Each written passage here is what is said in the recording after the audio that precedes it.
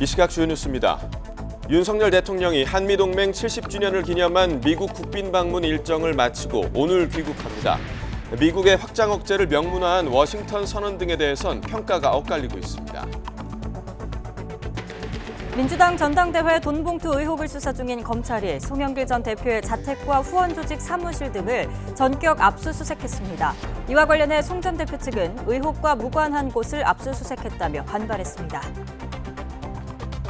가수 임창정 씨가 주가 조작 의심 세력이 연 파티에 참석했다는 의혹에 대해 단순 손님으로 참석했을 뿐이라고 해명했습니다. 주가 폭락 관련자들이 대부분 피해자라고 주장하면서 검찰과 금융당국의 수사가 사태 책임을 규명할 수 있을지 주목됩니다.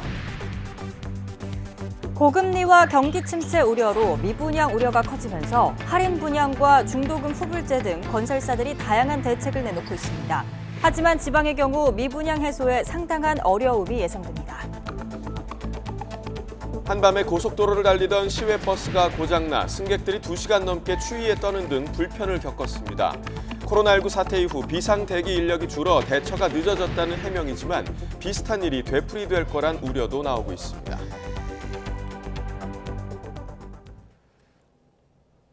시청자 여러분 안녕하십니까? 굿모닝 YTN 3부 시작합니다. 우리 정상으로 12년 만에 미국을 국빈 방문한 윤석열 대통령이 5박 7일의 일정을 마무리하고 귀국길에 올랐습니다. 동맹 70주년을 맞아 미국의 확장 억제를 명문화한 워싱턴 선언을 발표했고 의회와 하버드대에서는 잇따라 자유를 강조했습니다. 윤 대통령의 방미 성적표 현지에서 조은지 기자가 정리했습니다. 방미 최대 성과는 단연 워싱턴 선언입니다. 나날이 고조되는 북한 핵 위협에 맞설 핵까지 포함한 미국의 확장 억제 강화를 명시했고 한미 간 핵 협의 그룹 NCG도 만들었습니다. 해구산에서 나아간 사실상의 핵 공유이자 70년 전 한미 방위 조약이 업그레이드됐다는 게 우리 대통령실 설명입니다. 미국의 핵무기를 포함하여 동맹의 모든 전력을 사용한 신속하고 압도적이며 결정적인 대응을 취하기로 약속했습니다. 윤 대통령은 상하원 합동회의 연설에선 자유의 동맹, 행동하는 동맹을 제목으로 44분간 70년 혈맹의 역사와 미래 청사진을 풀었습니다. 북한의 무력 도발과 인권 유린을 적나라하게 소개하면서 공산 전체주의 세력으로 위협받는 민주주의를 자유세계가 연대해 지켜야 한다고 말해 기립박수를 받았습니다. 자유를 46차례 1분에 한 번꼴로 언급한 윤 대통령은 우리도 미국과 함께 할 일을 하겠다고 말했습니다. Together with the U.S., Korea will play the role as a compass for freedom. 우리 현직 대통령 처음으로 하버드대 케네디 스쿨 정책연설에도 나섰고 이어진 대담을 통해선 우리 외교 철학을 압축적으로 보여줬습니다. 워싱턴 선언은 불가피한 선택이었다. 한일 관계는 과거사에만 얽매여선 안 된다. 또 우크라이나 무기 지원 문제에는 군사 지원 가능성을 부인하지 않았습니다. 국제 규범과 국제 법이 지켜지도록 노력할 것입니다. 거기에는 다양한 옵션이 있을 수 있습니다. 윤 대통령은 방미 기간 넷플릭스에서 향후 4년간 25억 달러, 미국 6개 첨단 기업에서 19억 달러 규모의 투자 유치를 약속받았습니다. 나사 우주센터에서 우주동맹을 외치며 미국의 유인 달 탐사 계획 아르테미스 프로그램에 본격 참여하기로 했고 한미 비즈니스 라운드 테이블 등 다양한 경제 일정도 소화했습니다. 바이든 대통령 부부가 초청한 국빈 만찬에서 팝송 아메리칸 파이를 깜짝 열창했던 이 모습과 The day the music died. 여유 넘치는 영어 실력도 색다른 인상적인 장면이었습니다. BTS beat me to the White House, but I beat them to Capitol Hill. 한미동맹 70년 국빈 방문을 통해 윤석열 대통령은 미국과 초밀착 행보를 이어갔습니다. 북한과 중국, 러시아와 외교 리스크를 감수한 건데 윤석열 정부의 외교 안보, 경제 정책에 미국이 장기적으로 어떻게 화답할지가 방미 성적표를 좌우할 것 같습니다. 보스턴에서 YTN 조은지입니다. 북한이 확장 억제 강화 방안이 담긴 한미 정상의 워싱턴 선언 채택에 대한 첫 반응으로 더욱 강력한 힘의 실체에 직면하게 될 것이라고 반발했습니다. 북한 김정은 국무위원장의 동생인 김여정 노동당 부부장은 어제 조선중앙통신을 통해 입장을 발표하고 워싱턴 선언은 가장 적대적이고 침략적인 행동 의지가 반영된 대북 적대시 정책의 산물이라고 규정했습니다. 그러면서 핵전쟁 억제력 제고와 억제력의 제2의 임무에 더욱 완벽해야 한다는 사실을 다시금 확인했다고 강조했습니다. 미군이 최근 한미 양국의 핵 불능화 부대가 한반도에서 연합훈련한 사실을 공개했습니다.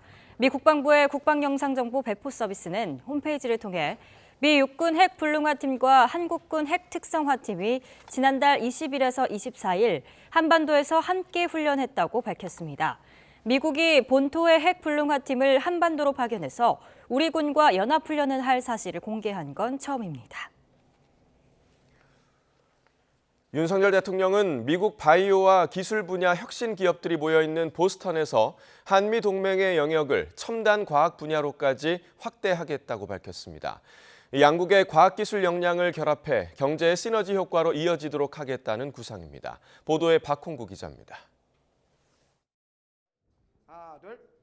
윤석열 대통령이 세계적 바이오 클러스터로 꼽히는 보스턴에서 글로벌 제약회사 대표와 스타트업 육성기관 관계자들을 만났습니다. 이 자리에서 윤 대통령은 보스턴이 세계 최고의 인재들이 주도하는 첨단 기술과 바이오 기업의 중심지가 된 것은 역동적인 산업 생태계 때문이라고 강조했습니다. 이들이 세계적 금융기관, 컨설팅, 로펌, 연구소, 병원 등과 협력하면서 혁신을 통해 세계 최고의 기업과 일자리를 만들고 윤 대통령은 보스턴 클러스터의 협업 방식을 배워 한미 간 협력을 강화하고 기술 역량을 결합한다면 양국 경제에 큰 도움이 될 거라고 말했습니다. 매사추세츠 공대에서는 디지털 바이오 분야 석학들과 대담하며 한미 동맹이 국방 안보에서 한 걸음 더 나아가 과학기술 협력으로 이어지길 기대했습니다. 우리의 동맹이라는 것이 국방 안보에 그치는 것이 아니고 이런 창의적이고 혁신적인 이 과학기술의 협력이 저희 동맹의 새로운 미래 영역이라고. 정부는 보스턴 회의에서 논의된 내용을 바탕으로 AI와 의료 데이터를 접목한 바이오 기술, 의사과학자 같은 융합 인력 양성 방안, 바이오 첨단 분석 장비 개발 등 디지털 바이오 발전 방안을 다음 달 중에 발표할 계획입니다. 윤 대통령의 방미를 수행하고 있는 이창양 산업부 장관은 현대차 그룹이 인수한 로봇 기업 보스턴 다이내믹스를 찾아 한국의 로봇 산업 발전 방안에 대해 의견을 나눴습니다. 산업부는 상반기 안에 로봇 산업 전략을 발표하기로 했습니다. 중소벤처기업부 이영 장관은 국내 스타트업 15개사와 미국 글로벌 벤처캐피탈 간의 투자 상담을 이끌고 스타트업의 미국 진출을 위한 현지 기업과의 만남을 주선했습니다. YTN 박홍구입니다. 한미 정상의 워싱턴 선언과 이른바 핵공유 논란을 두고 여야가 연일 설전을 벌이고 있습니다. 국민의힘은 더불어민주당이 대통령 외교 성과 흠집 내기에만 골몰한다고 지적했고 민주당은 대통령실과 여당이 아전 인수식 해석을 하고 있다고 비판했습니다. 엄윤주 기자의 보도입니다. 더불어민주당은 미국 측이 핵 공유는 아니라고 반박했지만 대통령실과 국민의힘이 아전 인수식 정신 승리를 하고 있다고 맹공을 퍼부었습니다. 윤석열 대통령의 빈손 외교를 덮기 위해 있지도 않은 말을 지어내 국민 혼란만 가중하고 있다는 겁니다. 최초의 핵공유와 핵공유는 아니다가 단순한 온도차입니까? 이 정도면 온도차가 아니라 비교 체험 극과 극 아닙니까? 반면 국민의힘은 민주당이 국익은 안중에 없고 핵 공유라는 단어에 집착해 오로지 대통령 외교 성과 흠집 내기에만 골몰한다고 맞받았습니다.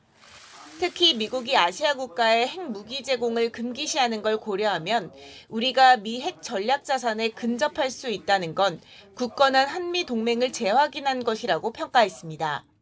워싱턴 선언으로 인해 미국의 핵 전략 자산에 가장 가깝게 접근할 수 있는 한 번 더 한미 동맹의 전략적 관계를 설정한 걸 재확인하는 자리였다고. 이런 가운데 민주당과 정의당이 1일부터 시작하는 5월 임시국회를 소집해 한미 정상회담 성과를 둘러싼 신경전은 더 가팔라질 것으로 보입니다. 관련 상임위 현안 보고 등에서 야당이 본격적인 공세를 퍼부을 것으로 예상되기 때문입니다. 이에 대해 국민의힘은 민주당이 이재명 대표와 돈봉투 의혹 연루자들을 위해 방탄 기차에 올라탔다며 그 종착역은 더불어 망하는 공멸이라고 맹비난했습니다. 본회의에 부의된 방송법 개정안과 패스트트랙에 올라탄 쌍특검 등 여야가 첨예하게 대립하는 쟁점 현안에 이어 한미 정상회담을 둘러싼 거센 후폭풍까지 계속되면서 5월 임시국회도 여야가 거듭 충돌을 할 것이라는 부정적인 전망이 나오고 있습니다. YTN 엄윤주입니다. 기시다 후미오 일본 총리가 한국 방문 계획과 관련해 구체적인 방문 시기는 아직 정해지지 않았다고 밝혔다고 NHK가 보도했습니다. 기시다 총리는 아프리카 순방에 앞서 도쿄 하네다 공항에서 기자들과 만나 지난 3월 윤석열 대통령이 일본을 방문했을 때 정상회담에서 셔틀 외교를 재개하기로 했다며 이같이 말했습니다. 교도통신 등 일본 주요 언론은 기시다 총리가 다음 달 7일부터 8일까지 한국을 방문해 윤 대통령과 정상회담을 여는 쪽으로 양국 정부가 조율하고 있다고 보도했습니다. 한국 대통령실은 기시다 총리의 방한 일정에 대해 공식 결정된 바 없다고 밝혔지만 한일 당국 간 협의가 진행 중인 점은 부인하지 않았습니다.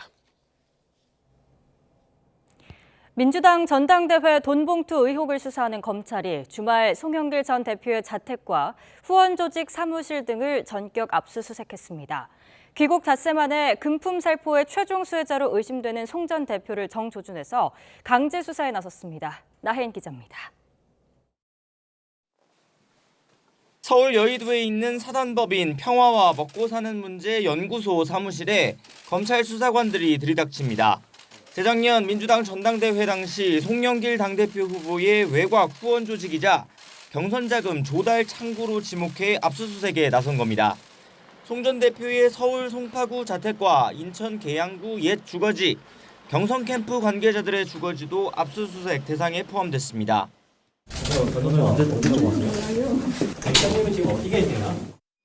검찰은 송 전 대표가 금품 살포에 관여했는지, 경선 자금을 어떻게 조달했는지 파악할 회계 자료 등을 확보한 것으로 전해졌습니다. 앞서 핵심 피의자인 강래구 한국감사협회장의 구속영장이 기각됐지만 곧바로 최종 윗선인 송 전 대표까지 수사망을 넓힌 모습입니다.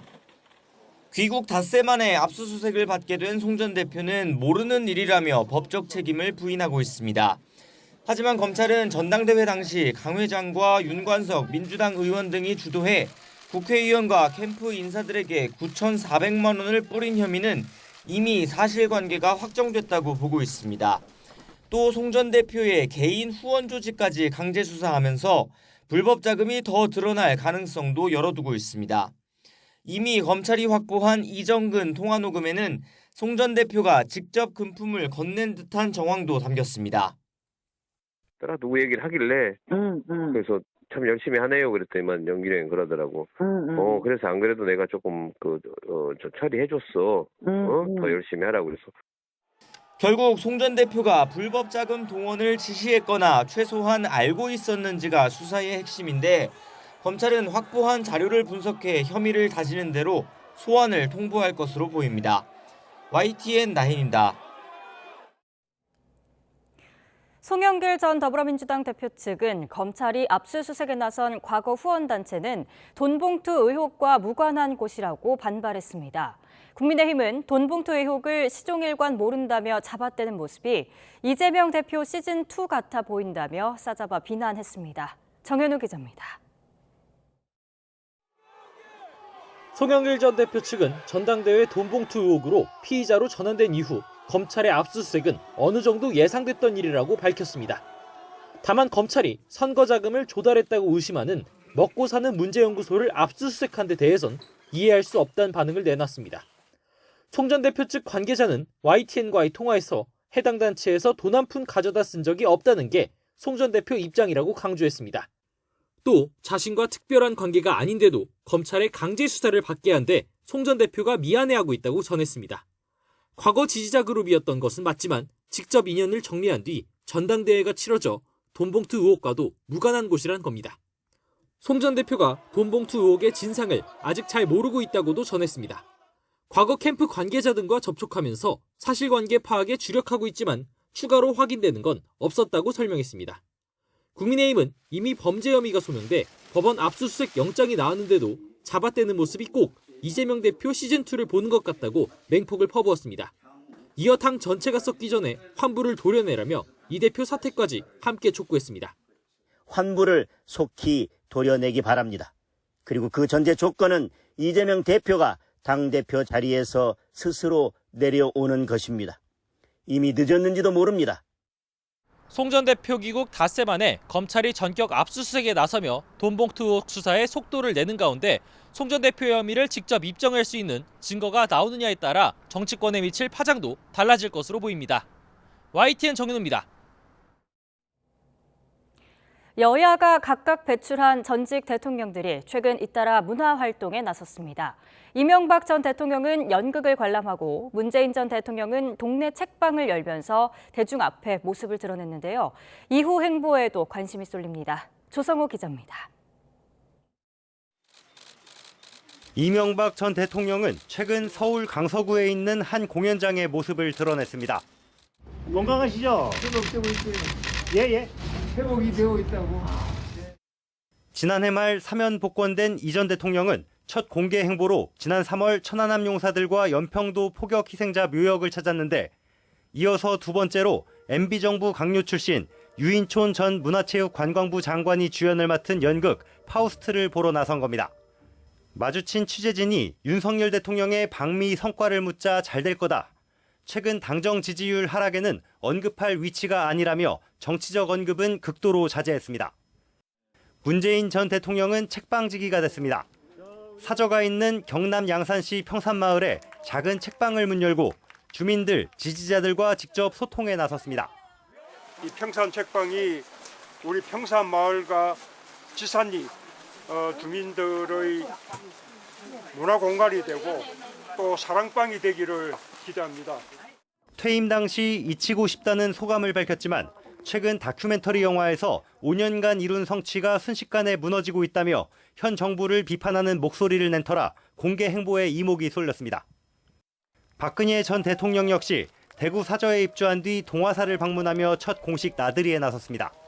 별다른 발언은 없었습니다.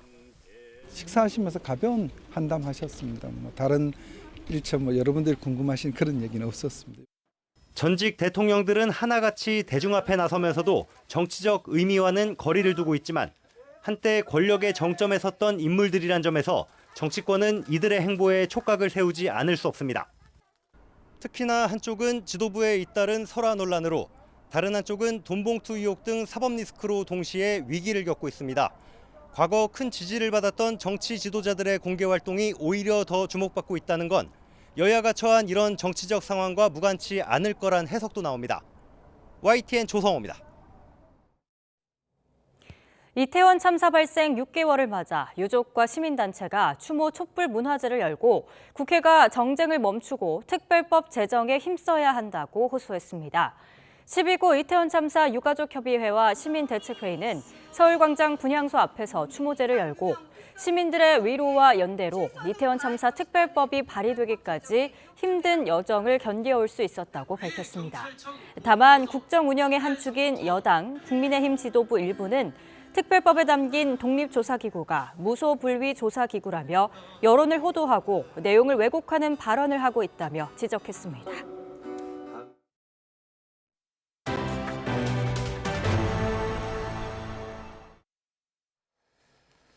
네, 최근 SG증권 창구를 통한 주가 폭락 사태와 관련해 가수 임창정 씨가 자신은 주가 조작 의심 세력에 가담한 적이 없다고 다시 한번 강조했습니다. 앞서 조작 의심 세력의 핵심으로 지목되어 온 투자 전문 업체 라더견 회장도 자신은 오히려 피해자라고 주장해 왔는데요. 폭락 사태에 대한 책임 규명은 결국 검찰과 금융당국 수사에 달려 있습니다. 김태원 기자입니다. 주가 조작 의혹의 핵심으로 지목된 투자업체에 30억여 원을 투자한 것으로 알려져 이른바 작전에 가담한 것 아니냐는 의심을 받아온 가수 임창정 씨. 좋은 재테크로 소개받고 투자했을 뿐 금전적 피해를 입힌 일도 잘못된 이득을 취한 적도 없다고 반박해왔는데 법률 대리인을 통해 다시 한번 입장을 내놨습니다. 이번엔 해당 투자업체 라더견 대표 등이 지난해 운용자금 1조 원 돌파를 축하하며 열었다는 파티와 관련해서입니다. 임창정 씨의 대리인은 입장문에서 임 씨가 파티에 참석한 건 맞지만 주최 측이 아닌 손님 자격이었다며 이마저도 송년회로 알고 간 거라고 해명했습니다. 그때는 임 씨 명의로 된 주식 계좌도 없었고 라 대표와 투자 논의를 하기도 전이었다고 강조했습니다. 앞서 라 대표 역시 YTN과의 인터뷰에서 자신과 임 씨는 갑작스러운 주가 폭락에 큰돈을 잃은 피해자라고 목소리를 높였습니다. 제가 300억 계좌가 다 사라지고 빚이 150억, 200억이 생겼지만 한 500억 날라간 거죠. 임창정 씨는 저 때문에 피해를 보신 분이지 저랑 공범이 아니에요. 임창정 씨가 저한테 뭐 고객을 소개하신 적도 없고요. 그러나 투자자들은 라 대표를 포함해 업체 관계자 6명을 곧 고소할 방침입니다. 또 라 대표 등이 운영하는 업체 한 곳의 전 직원은 이들 일당의 주축인 변모 씨가 1,000억 원대 투자금을 끌어오고 그 대가로 100억 원 넘는 돈을 수수료로 챙겼다는 설명을 YTN에 하기도 했습니다. 금융당국도 이렇게 모집책들이 투자자를 모아오면 일당이 사전에 짜고 주식을 사고 파는 통정 거래를 벌인 것으로 보고 있습니다. 현재 일당은 이미 수사선상에 올라 있습니다. 검찰은 관계자 10명의 출국을 금지하고 투자업체 사무실을 압수수색한 데 이어 금융위원회, 금융감독원과 합동수사팀도 구성했습니다. 관계자들은 의혹을 부인하거나 자신은 몰랐다며 오히려 피해를 입었다고 주장하는 가운데 수사당국이 주가 폭락 사태의 책임을 어디까지 규명할 수 있을지 주목됩니다. YTN 김태원입니다. 고금리와 경기 침체 우려로 미분양 우려가 커지면서 할인 분양은 물론 중도금 후불제 등 건설사들이 각양각색의 고육지책을 내놓고 있습니다. 하지만 수도권과 달리 지방의 경우 미분양 해소에 상당한 어려움이 있을 것으로 예상됩니다. 이동우 기자가 취재했습니다. 서울 강북구 미아동 4호선 미아역 근처에 짓고 있는 260여 가구 규모의 주상복합 아파트. 계약자의 금융비 부담을 줄여주기 위해 중도금 2%라는 파격적인 조건을 내걸었습니다. 계약금 10%와 중도금 2%만 내면 나머지 88%는 2026년 입주 후에 낼 수 있도록 했습니다. 하지만 분양가가 3.3제곱미터당 3천만 원 수준이어서 국민 평형인 전용 면적 84제곱미터는 11억 원대에 이르면서 고분양가 논란을 낳고 있습니다. 이쪽에서는 지금 조금 약간 비싸긴 하죠. 주 아파트가 지금 뭐 6억 7천, 7억인데 분위기 좋을 때는 한 7억대 중반이었거든요. 근데 지금 분위기가 그러니까 좀 차이 나긴 나죠. 세대수가 작은데도 대단지도 아니고. 서울 강북구 수유동 한 아파트는 35%까지 특별 할인 분양에 나섰지만 일부 평형은 여전히 미분양으로 남아있습니다. 이 밖에 인천시 한 아파트는 초기 계약금 5%만 내면 중도금 전액을 대출해주기까지 합니다. 화성 동탄 아파트는 미분양을 없애기 위해 상하반기로 나눠 분할 분양합니다. 서울 화곡동 오피스텔은 30% 할인 분양에 나섰습니다. 이 같은 안간힘에도 불구하고 대부분 미분양을 해소하지 못하고 있습니다. 건설사들이 미분양을 적극 해소하기 위해 각종 분양 촉진책을 쏟아내고 있지만 입지 경쟁력이나 착한 분양가에 대한 근본적 고민 없이 판매에만 열을 올리는 마케팅 전략 효과는 제한적일 것으로 보입니다. 정부의 대대적인 규제 완화 이후 서울 일부 단지는 분양에 성공했지만 미분양은 여전히 증가 추세입니다. 1분기 분양단지 가운데 1, 2순위 내에 청약이 마감된 곳은 38.2%에 그쳤습니다. 지난 3월 전국 미분양 주택은 7만 2천여 가구로 1년 전보다 257%나 급증했습니다. 전문가들은 특히 지방의 경우 수요에 비해 공급이 넘치는 상황이어서 당분간 미분양이 지속할 것으로 전망하고 있습니다. YTN 이동호입니다. 반년 전 일을 그만둔 동료가 갑자기 집을 찾아와서 야구 방망이를 휘두른다면 어떨까요? 경기도에 사는 21살 여성이 실제로 겪은 일인데 피해자와 가족들은 지금도 보복 범죄 걱정에 떨고 있습니다. 김철희 기자가 보도합니다. 다세대 주택 공동 현관문 비밀번호를 누르는 여성 뒤로 또 다른 여성이 다가와서 야구 방망이를 휘두릅니다. 깜짝 놀라 도망가자 쫓아오기까지 하는 이 여성은 지난해 9월까지 피해자와 같은 회사에 다녔던 27살 A씨입니다. 업무 문제로 다툰 뒤 퇴사했는데 7달 정도 지나 카카오톡으로 연락해 왔다는 게 피해자 측 주장입니다. 대뜸 넌 잘 산다며 오늘 땐 A씨. 제보자가 내 아줌마라고 답하자 욕설을 퍼부으며 집에 찾아가겠다고 하더니 실제로 야구 방망이까지 들고 나타난 겁니다. 신고를 받고 출동한 경찰이 A씨를 특수폭행 혐의로 입건해 조사했지만 협박은 멈추지 않았습니다. 메시지를 수차례 더 보내 내 눈 피해서 다녀라. 너 보면 죽고 싶다고 하거나 퇴사할 때 회사 사람들은 다 죽이고 나왔어야 한다는 폭언도 서슴지 않았습니다. 자초지종을 물으려 전화한 피해자 가족에게도 욕설을 퍼부었습니다. 걔 때문에 힘들었다고.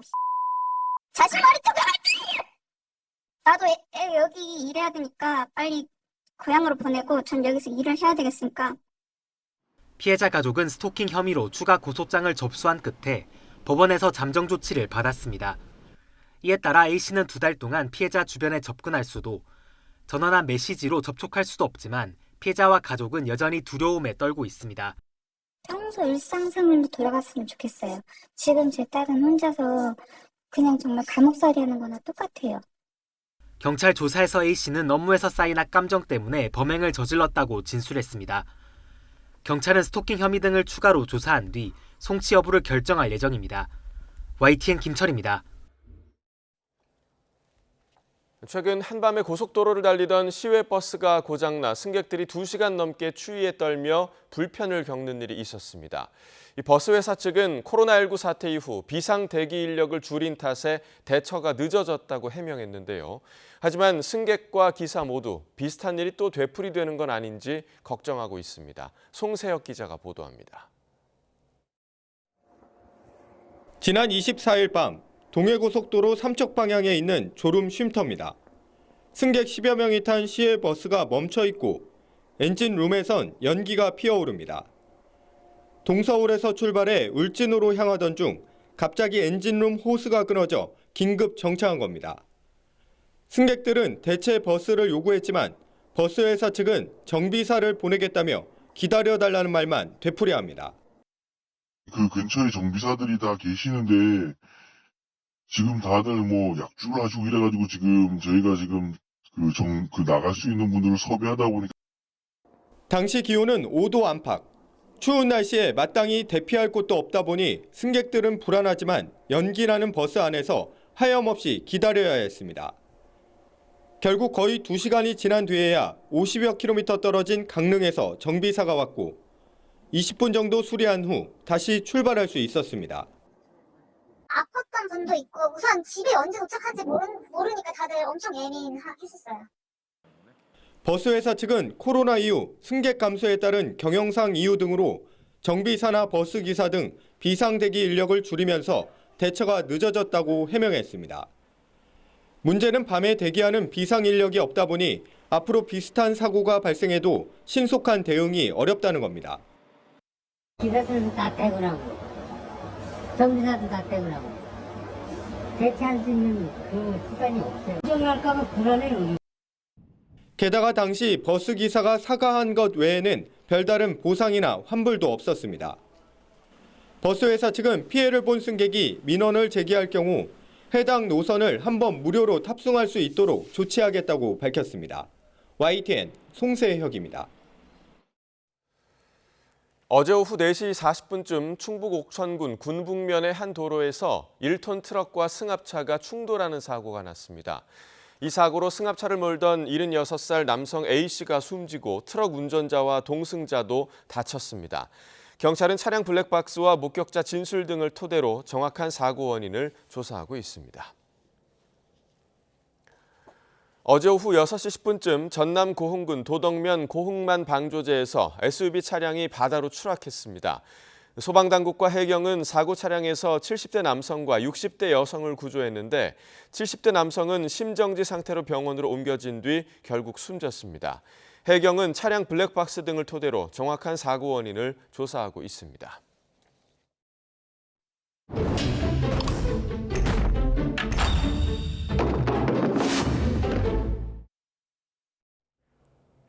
YTN은 한국과 일본의 교과서에서 제대로 다루지 않고 있는 일제강점기 강제동원의 역사를 팩트체크합니다.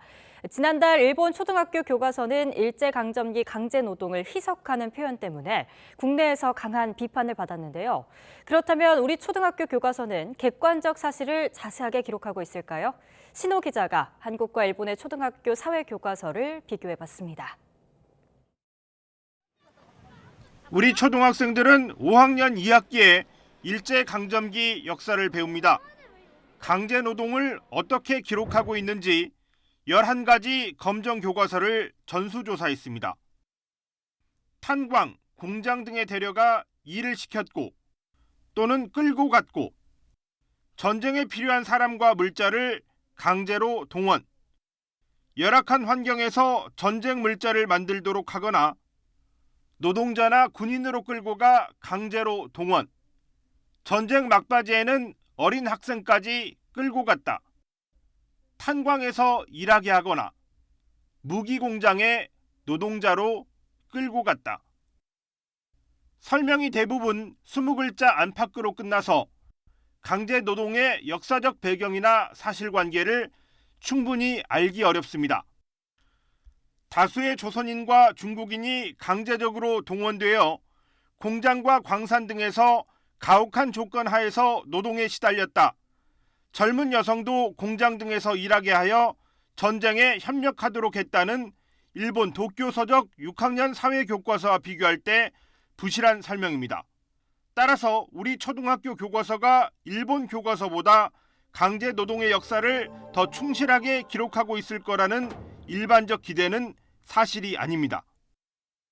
우리 교과서는 일본군 위안부 피해의 역사는 그나마 상세하게 기술하고 있지만 당시 불법적인 강제 동원을 별도 단락으로 두고 배경과 피해 내용, 사진, 피해자의 구술 자료까지 자세히 소개한 교과서는 미래엔 한 곳입니다. 피해자들이 아직도 일본 정부로부터 사과를 받지 못하고 있다는 역사적 교훈까지 담은 교과서는 천재교육뿐이었습니다. 강제 노동에 대한 우리 교과서 기술이 빈약한 이유는 교육부의 사회과 교육과정 고시 내용을 보면 알 수 있습니다. 현 교과서가 채택하고 있는 2015년 기준은 침략을 극복하고 광복을 위해 노력한 인물을 강조하고 있습니다. 개정될 교과서가 채택할 2022년 기준에서는 식민 통치와 저항이 사회와 생활에 미친 영향을 기술하도록 하고 있는데 강제 노동에 대한 설명이 얼마나 보완될지 주목됩니다. 새 교육과정의 교과서에는 일제강점기의 피해상이나 고통에 대한 기술이 좀 더 풍부하게 다뤄질 수 있을 것으로 생각됩니다. 일본 교과서에 왜곡된 내용이 실릴 때면 우리 정부는 일본 대사를 불러 항의하고 즉각적인 시정을 요구해 왔습니다. 역사를 직시하는 가운데 미래 세대의 교육에 있어서 보다 책임 있는 행동을 보여줄 것을 촉구할 예정입니다. 그렇지만 이런 비판도 우리 스스로 초등학생들의 교과서에 침략을 극복한 자랑스러운 역사뿐만 아니라 국민들이 고통받았던 어두운 과거까지 충실하게 기록할 때 더 무겁게 받아들여질 수 있습니다. YTN 신호입니다. 교육부가 첨단 산업 분야 인재 양성을 위해서 수도권 대학 정원을 1,000명 가까이 늘리면서 지방대 위기감은 더욱 커지고 있습니다.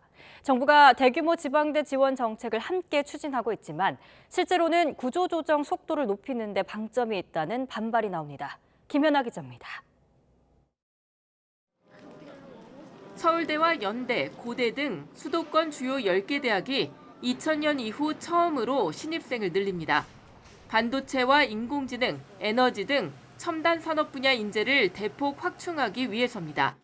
교육부는 산업 환경 변화에 따른 인재 양성의 중요성과 지방대의 어려움을 함께 고려해 수도권 대학은 최소로 늘리고 지방대는 최대한 많이 증원을 허용했다고 설명했습니다. 하지만 뜯어보면 지방대에서도 첨단학과가 신설되는 12곳 가운데 연세대 분교와 울산대를 뺀 10곳은 국립대학입니다. 실험 장비들이 워낙 고가라서 웬만한 지방 사립대들은 첨단학과 신설 신청도 못했습니다. 그런데 당장 올해부터 수도권 주요 대학과 지방 국립대 등이 학생을 1,800명 이상 더 뽑으면 다른 지방대들은 그야말로 살아날 방법이 없습니다. 교육부가 앞서 지방대 경쟁력 강화를 위해 글로컬 대학 30 정책을 내놨지만 이 상태로는 혁신을 준비할 시간도 없이 그대로 구조조정 대상이 될 거란 불만이 터져나옵니다. 9월에 1차로 글로컬 대학 10곳이 선정되면 떨어진 지방대학들은 급격한 구조조정에 내몰릴 거라는 겁니다. 각 광역 시도별로 거점 국립대학과 함께 고작 두세 개의 대학을 엄격한 경쟁을 통해서 정책적으로 선별 지원하되 나머지 대학들은 무차별적인 구조조정과 정리의 길로 몰아넣겠다는 것이다. 전국 교수단체로 구성된 전국교수연대회의도 다음 달 20일 대규모 반대 대회를 개최하고 글로컬 대학 30 정책에 반대하는 선언문을 발표하기로 하는 등 고등교육 정책을 둘러싼 진통이 커지고 있습니다. YTN 김연아입니다. 서울시 산하 공공기관이 국공립 어린이집 운영을 종료하고 민간에 넘기기로 하면서 맞벌이 가정을 비롯한 부모들에게 불똥이 튀었습니다. 서울시의회가 어린이집 수탁을 모두 반납하라고 요구하면서 공공돌봄 중단 위기는 조만간 현실로 닥칠 것으로 보입니다. 황보혜경 기자입니다. 어린이집 학부모들이 회의실에 모였습니다. 그동안 서울시 산하 공공기관이 운영하는 국공립 어린이집에 아이를 맡겨왔는데 앞으로 운영이 중단될 위기에 놓인 겁니다. 생후 5개월 된 아기를 어린이집에 맡긴 지 불과 2달도 안 돼 벌어진 일입니다.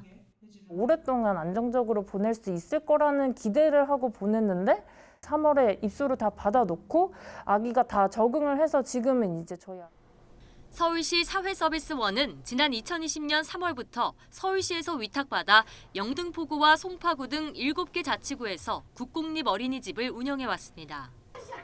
그런데 서울시의회에서 방만 경영을 이유로 올해 예산을 100억 원 깎인 68억 원으로 확정하면서 전체 7개 어린이집 위탁 운영을 그만두기로 한 겁니다. 당장 내일 송파구청에 국공립 어린이집 운영 종료를 통보하는 데 이어 오는 9월부터 차례로 민간에 넘길 방침입니다.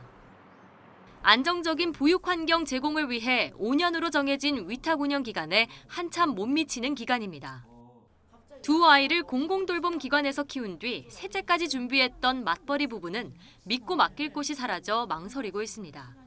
안정적으로 되지 않았으면 셋째까지는 계획하기 사실 힘들었을 거예요. 믿고 맡길 수 있는 기관이 없어진다는 거니까 아이를 낳을 생각도 더 안 하게 되겠죠.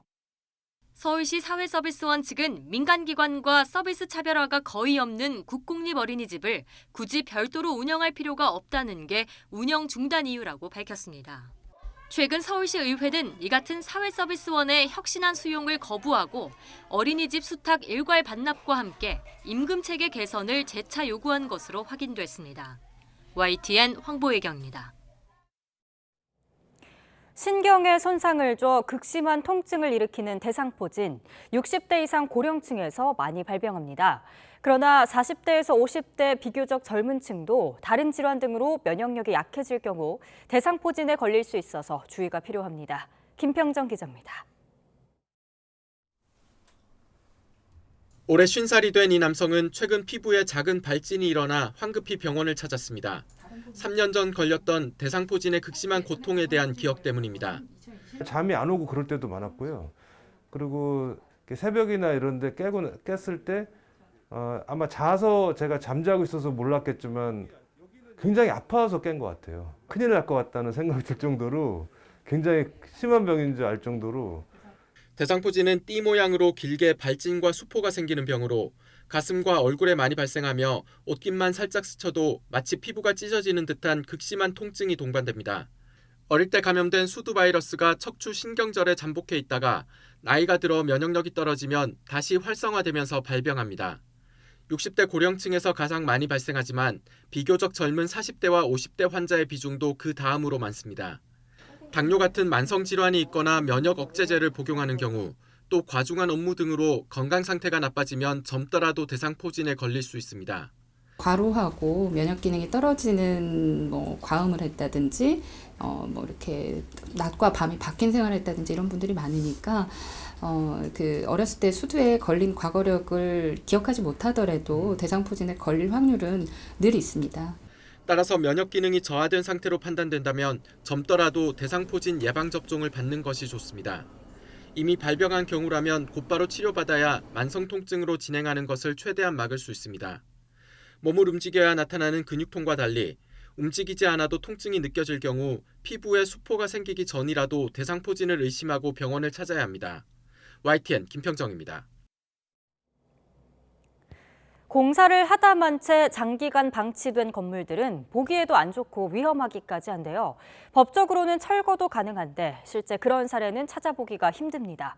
이유가 무엇일까요? 헬로티비 뉴스 정승환 기자가 보도합니다. 앙상한 골조와 여기저기 찢겨나간 가림막으로 쌓인 건물. 언제쯤 공사가 멈춘 것인지 가늠하기도 어렵습니다. 공사 현장 주변엔 폐기물이 어지럽게 널려 있습니다. 대학가에 위치한 한 주택공사 현장입니다. 인도 바로 위로는 안전망이 쳐져 있고 현장 주변 곳곳에는 가림막으로 쓰던 부직포가 흩날려 있습니다. 피해는 주민 몫입니다.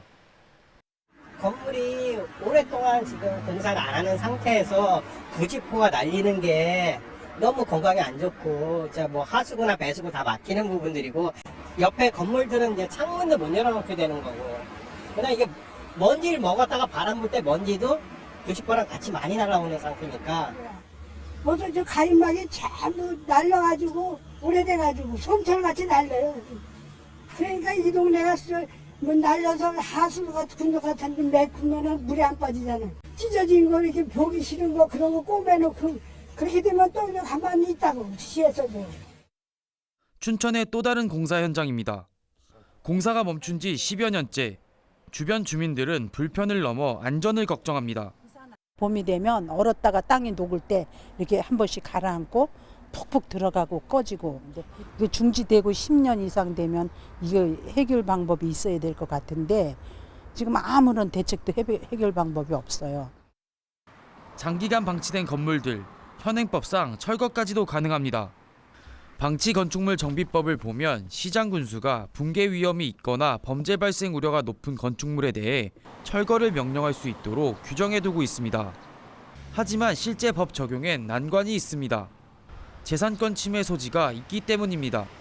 허가 취소를 해서 저 건물을 철거를 시켜야겠다라기보다는 허가를 받고 정식으로 착공을 한 건물이니까 저거를 빨리 재착수해갖고 정상화시켜서 건물을 준공을 시키는 게 맞겠다라는 게 개인재산권에 대한 부분 그리고 그걸로 인해서 파생되는 여러 가지 문제점 때문에 지금 허가 취소에 대한 부분은 상당히 어려운 부분이다라고 좀. 지난해 말 기준 장기 방치 건축 현장은 총 286곳. 이 중 14%인 41곳이 강원도에 있습니다. 헬로티비 뉴스 정승환입니다. 미식의 나라 이탈리아에선 코로나19 사태 이후 배달업이 급성장하고 있습니다. 지인들과의 식사를 매우 중요하게 여겨 배달 시장이 성장하기 어려울 거로 평가받던 이탈리아에선 매우 이례적이라고 하는데요. 한인 상권도 기대감이 커지고 있습니다. 손종윤 리포터입니다. 거리에 알록달록 배낭을 맨 자전거가 부쩍 늘었습니다. 음식이나 식료품을 배달하는 라이더입니다. 코로나 팬데믹으로 비대면 접촉이 확산하면서 이탈리아의 배달 시장이 크게 성장해 지난해 식료품 음식 배달 서비스를 이용한 사람은 약 1,300만 명. 코로나19 발생 이전인 2017년과 비교하면 2배 가까이 늘었습니다. 친구들과 함께 사는 동포 진영 씨도 일주일에 2번 정도는 배달 음식으로 끼니를 챙깁니다. 햄버거나 케밥, 샐러드 이런 것들이 빨리 오고 편하게 시켜 먹을 수 있어서 일주일에 2번 정도는 이렇게 배달 음식을 시켜 먹습니다. 파스타와 샐러드를 주로 판매하는 정통 이탈리안 레스토랑도 배달 시장의 흐름에 올라탔습니다. 하루 평균 20건 이상의 배달 주문이 들어옵니다. 15, qualche volta 20, qualche volta 5, dipende dai giorni, non è stabile. 올해 이탈리아의 음식, 식료품 배달 시장은 지난해보다 18.6% 성장한 60억 4천만 유로 매출이 예상됩니다. 앞으로도 꾸준한 성장이 예상되는 만큼 한식당 등 한인 상권도 배달업의 상승세에 올라탔습니다. 18년째 한식당을 운영하는 정하나 씨 가족이 코로나 팬데믹 때 매출 돌파구로 시작한 배달 서비스. 면 요리나 찌개류가 많은 한식 특성상 배달 사업에 어려움도 많았지만 이제 제법 안정기에 접어들었습니다.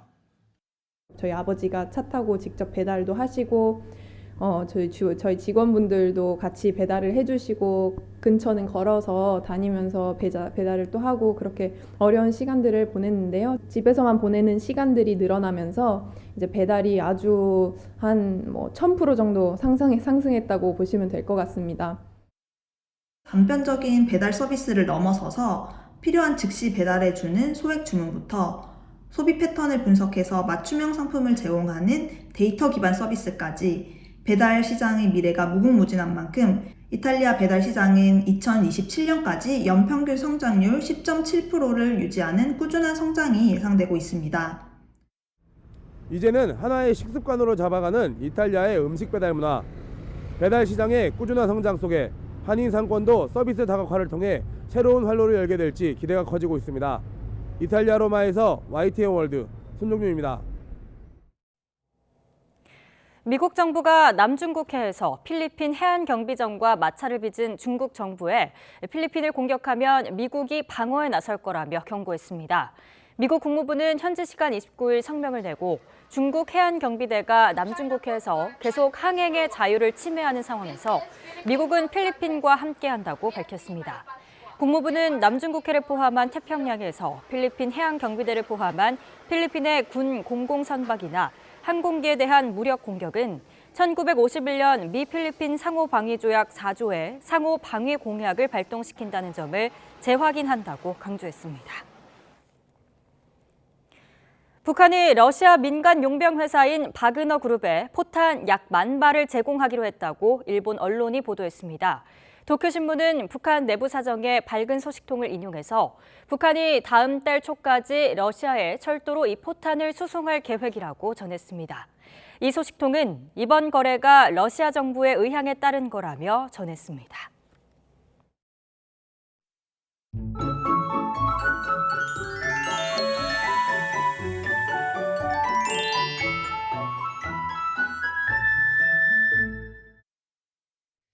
아침엔 겉옷이 필요합니다. 현재 서울 기온이 8.4도고요.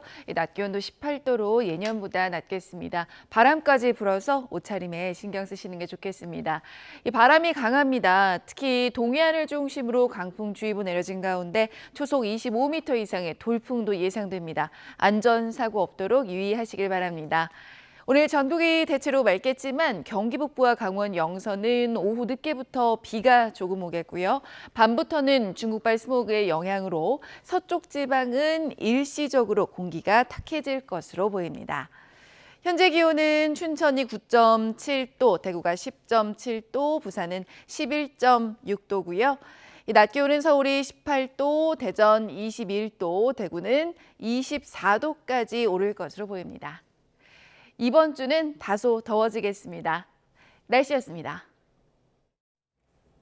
네, 굿모닝 YTN 마칩니다. 잠시 후 YTN 뉴스와이드가 이어집니다. 시청해주신 여러분 고맙습니다.